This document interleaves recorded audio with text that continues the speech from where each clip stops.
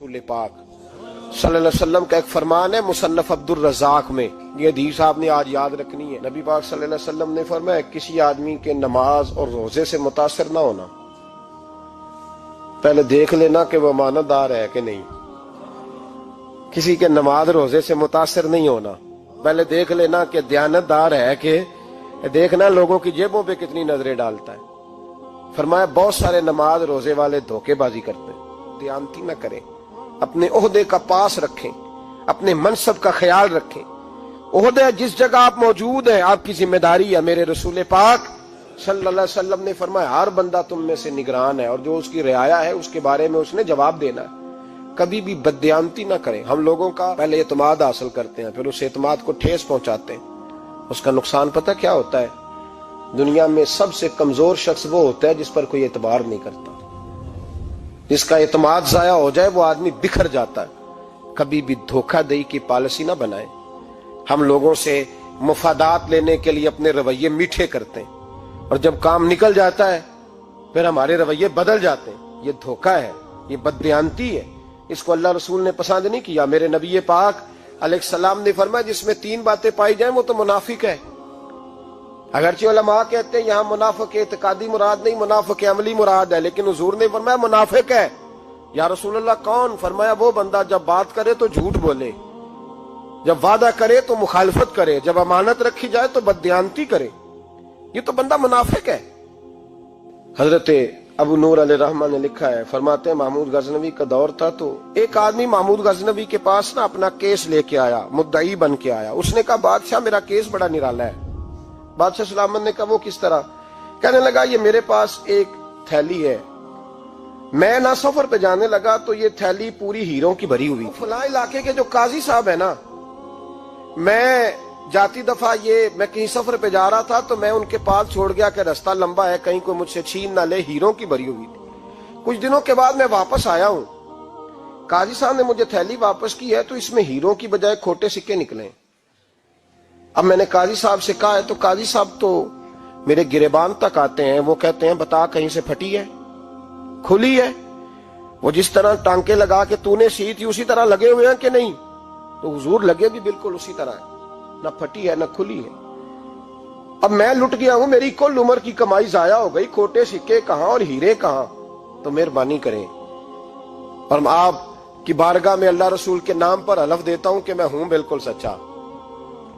महमूद गजनवी कहने लगे तू जा, थैली छोड़ जा और जब मैं तुझे बुलाऊंगा फिर दोबारा आना। वो शख्स चला गया। महमूद गजनवी उठे, दरबार बर्खास्त किया, लोगों से कहने लगे चले जाओ, मैं 3 दिन के लिए सैर करने जा रहा हूं, 3 दिन के बाद लौटूंगा। अकेले जब रह गए ना महमूद दरबार में तो महबूब ने छुरी मंगाई। वो जिस तख्त पे बैठते थे वहां गद्दा बिछा हुआ था, ये गद्दा पड़ा है ना, वो गद्दा बिछा हुआ था। महमूद ने छुरी के साथ उसको फाड़ डाला और छुरी जेब में रखी निकल गए। कहने लगे मेरे बाद कोई मेरे दरबार वाले इहाते में दाखिल ना हो। महमूद चले गए। अब वो सफाई करने वाला जब आया ना, उसने आके देखा तो गद्दा तो फटा हुआ है। उसने शोर डाल दिया, पहरेदार भी आ गए, फलां साहब भी आ गए, फलां साहब। उसने कहा ओ खुदा के बंदो उसका गद्दा फट गया है, वो तो मार डालेगा। उसने कहा था सिवाय सफाई और निगरानी वाले के दूसरा आए कोई ना, और यहाँ आया भी कोई नहीं। पहले दिन ही फटा हुआ है तो लटका देगा सबको, क्या करें? शोर हो गया, सारे दरबार के मुलाजिमीन इकट्ठे हो गए। एक बंदा बोला, कहने लगा फिक्र ना करो, मैं कैसे बंदे को जानता हूं, इस तरह सिएगा कि जिसने फाड़ा होगा उसे भी पता नहीं चलेगा कहां से फटा था। ऐसा बेहतरीन रफू करेगा कि पता भी। उसने कहा यार हम सारे 1-1 महीने की तनख्वाह देते हैं, तू बंदा बुला।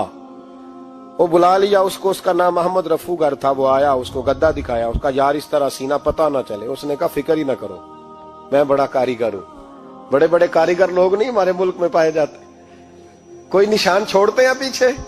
बड़े कारीगर का पैसे होने चाहिए, बड़े बड़े कारीगर बंदे। आप यकीन करें ऐसा ऐसा फलसफा, ये उम्रा इबादत है ना, सरकार दो आलम सल्लल्लाहु अलैहि वसल्लम की बारगाह की हाजिरी बड़ी नेमत है ना। तो सऊदी गवर्नमेंट ने पाबंदी लगा दी, खैर उनकी भी ज्यादती है। इस तरह की पाबंदियां शरीयत इस्लामिया में जायज नहीं। अल्लाह के घर मुसलमान जब चाहे जा सकता है, लेकिन वो कहते हैं जी 2000 रियाल दे जिसने 2 साल बाद भी आना है। उन्होंने पाबंदी लगाई तो हमारे एजेंटों ने भी कई खास ट्रेनिंग हासिल की हुई है, पता नहीं कहां से सीख के आए, उन्होंने भी रास्ता निकाल लिया। ایک صاحب سے میں نے کہا کہ جناب وہ 2000 ریال لگ گیا تو کیا کرنا ہے؟ کہنے کوئی مسئلہ نہیں، پاسپورٹ نواں بنوا لو، گنجائش ہے، یعنی ہر شے کا حل ہے۔ وہ میں نے کہا یار اب عمرہ کرنے جاتے وقت بھی بندہ دھوکہ دے کے جائے، اللہ کے گھر جاتے وقت بھی اس طرح کی حرکت کرے، کیا حال ہو گیا؟ ہر چیز کا لوگوں نے حل نکال لیا، ہر چیز کا لوگوں نے سٹائل بنا لی۔ ایسا نہ کریں، یہ درست نہیں۔ احمد رفو گر کہنے لگا اس طرح سیوں گا کہ پھاڑنے والے کو بھی پتہ نہیں، ان کا پیسے لے یار تو سی دے۔ اس نے سی دی، اگلے شام ہی لا کے بچھا دیا گدا۔ تیسرے دن بادشاہ سلامت آئے، آ کے پہلی نظر گدے پہ ڈالی، اس نے بلایا سب ملازمین کو، کہا کس نے سیا ہے؟ کہا جناب کیا ہوا؟ کہا یہ پھٹا ہوا تھا۔ کس نے؟ کہا نہیں پھٹا ہی نہیں۔ وہ کہنے لگے بنو بات، میں خود پھاڑ کے گیا تھا، تو بتاؤ صحیح سیا کس نے ہے؟ کہا جناب آپ پھاڑ کے گئے تھے تو بتایا کیوں نہیں؟ فرمانے لگے اسی لیے تو بتایا نہیں تھا کہ تم خود تحقیق کر لو، بلاؤ بتاؤ سیا کس نے۔ تو بلا لیا، احمد رفو گر آ گیا۔ اس کو جب بلا کے سامنے بادشاہ کھڑا کیا، کہا بھئی تو نے سیا ہے؟ کہنے لگا حضور آپ کے سارے ملازم کٹھے ہو کے آئے تھے، میری غلطی کوئی نہیں۔ کہا نہیں یار تو بڑا کاریگر ہے، میں نے اپنے ہاتھ سے پھاڑا تھا پر مجھے بھی نہیں پتا چل رہا کہاں سے پھٹا تھا۔ اچھا یہ بتا یہ تھیلی جو ہے یہ بھی تو نے سی تھی؟ اس نے کہا جی آپ کے خادم کا ہی کارنامہ ہے، وہ فلانے علاقے کے قاضی صاحب آئے تھے، اس میں سے ہیرے نکال کے تو کھوٹے سکے بھرے تھے، تو مجھے بھی تھوڑا سا حصہ ملا تھا۔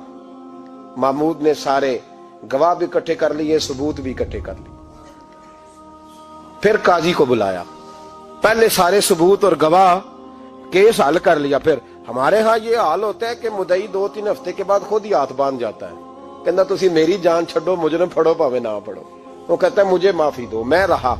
ظلم ہے نا، ظلم زیادتی ہے کہ جو بیچارہ اتنے سوال مجرم سے نہیں ہوتے جتنے مدعی سے ہوتے ہیں۔ اب یقین کریں اتنے سوالات ہوتے، بیچارہ ہف جاتا ہے۔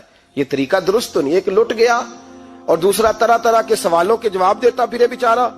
سارے ثبوت اکٹھے کر کے قاضی صاحب کو بلایا، تنہائی میں لے جا کے محمود غزنوی نے کہا قاضی صاحب آپ سے غلطی ہو گئی، غریب آدمی تھا، وہ لٹ گیا ہے، اس نے تو بڑی مشکل سے کچھ ہیرے جمع کیے تھے اور اس کی کل کائنات تھی، تو آپ اس کا مال اسے دے دیں، بات ختم۔ قاضی صاحب کہنے لگے آپ مجھ پہ الزام لگا رہے ہیں، سوال ہی نہیں پیدا ہوتا۔ آپ میری داڑھی دیکھیں، آپ میرا اعزاز دیکھیں، دنیا جانتی ہے میں اس کا۔ قاضی صاحب انسان بھول ہی جاتا ہے، بندہ بھول جاتا ہے، غلطی ہوگی، مال نے کہا نہیں سب، کہا میں تنہائی میں پوچھ رہا ہوں، میں اس وقت پوچھ رہا ہوں جب دوسرا موجود کوئی نہیں، آج توبہ کر لے، میں کچھ نہیں کہوں گا، تو میری زبان پہ اعتبار کر، تجھے پتا ہے میں جو کہتا ہوں اس پہ عمل بھی کرتا ہوں، باز آ جا۔ پر قاضی نے کہا نہیں میری غلطی کوئی نہیں۔ محمود نے پھر بڑے دربار میں بلا لیا، مجمع عام میں۔ مہلت کے دنوں میں جو توبہ کر لے وہ بچ جاتے ہیں، لیکن لوگ رسوائیوں کے دنوں میں پھر واپس لوٹتے ہیں اگلا گھر دیکھ کے، پھر حالات اور طرح کے ہو چکے ہوتے ہیں۔ جب بڑے دربار میں قاضی کو بلایا، بھائی تو مانتا ہے کہ نہیں؟ اس نے کہا نہیں۔ تو کہا بلاؤ احمد رفو گر کو۔ جب احمد رفو گر آیا تو بوڑھے قاضی کی ٹانگیں کانپنے لگی، جملے ٹوٹنے لگے، لفظ زمین پر گرنے لگے، بات صحیح نہیں ہوتی، زبان لڑکھڑانے لگی۔ محمود کہنے لگے قاضی میں نے تجھے کہا تھا وہاں مان جا بات، اب بڑے دربار میں بول۔ تو جب قاضی صاحب کی گردن خود بخود جھک گئی تو دنیا سمجھ گئی، کہا نکل جا میرے دربار سے۔ محمود بولے نکل جا، اتنی تجھے عزت دی، اتنی بڑی تنخواہ دی، قاضی بنایا، اور یہ چھوٹی سی رقم کے لیے، تھوڑی سی رقم کے لیے تو بددیانت ہو گیا، چل چلا جا، نکل۔ قاضی دربار سے نکلا تو لوگ لعنتیں برسانے لگے۔ کل جو دکانیں چھوڑ کے سلوٹ کرنے آتے تھے وہ کہنے لگے اس کی عمر دیکھو، اس کے کام دیکھو، دیکھو اس نے کیا کیا۔ گھر گیا، بچے جن کے لیے پاپ کمایا تھا، جنہاں لی تو پاپ کمائے ہن کتھے نہیں ہو تیرے کر دے۔ وہ بچے کہنے لگے ابا جی ہم تو سکول مدرسہ جانے کے قابل نہیں رہے، امید تھی کہ بیوی ساتھ دے گی۔ وہ کہنے لگی میں میکے کیسے جاؤں گی، گلی کی عورتیں طرح طرح کی باتیں بناتی ہیں۔ او بھائی کامیابیوں کے بڑے سربراہ ہوتے ہیں، کوئی کامیاب ہو جائے تو سارے کہتے ہیں میری سپورٹ سے ہوا ہے، ناکامیاں ہمیشہ یتیم ہوتی ہیں، ناکامیوں کا کوئی سربراہ نہیں ہوتا۔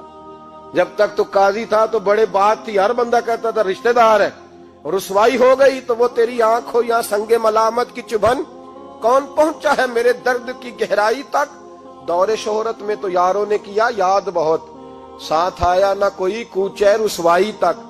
اور میاں صاحب کہنے لگے ساری عمر ہی آٹا گد ہے، میں لکھاں کیتے نہیں پیڑے، اب وقت آیا ہی تے محمد بخشا کوئی نہیں ہوں بیٹھا نیڑے، حالات ہی بدل گئے۔ قاضی خاموشی سے اندر چلا گیا، اپنی رسوائی سمیٹ کے بستر پہ لیٹا، نہ روٹی کی بھوک لگی، نہ پانی کی پیاس لگی، نہ نیند آئی، ساری رات تڑپتا رہا۔ سویرے گھر والوں نے دروازہ کھولا تو روح پرواز کر گئی تھی، دنیا چھوڑ گیا۔ حضرت ابو النور علیہ رحمہ بولے، فرمانے لگے یاد رکھو کبھی بددیانتی نہ کرنا، کبھی۔ یہ تو محمود غزنوی کی عدالت تھی، قیامت میں رب کریم کی عدالت لگے گی۔ اور فرمایا وہاں تو گواہی دینے والا احمد رفو گر تھا، قیامت میں تو تمہارے اپنے ہاتھ پیر گواہیاں دیں گے، ہمارا اپنا وجود گواہی دے گا۔ اور فرمایا یہاں تو لانتے دنیا دار برساتے تھے، وہاں فرشتے ہوں گے۔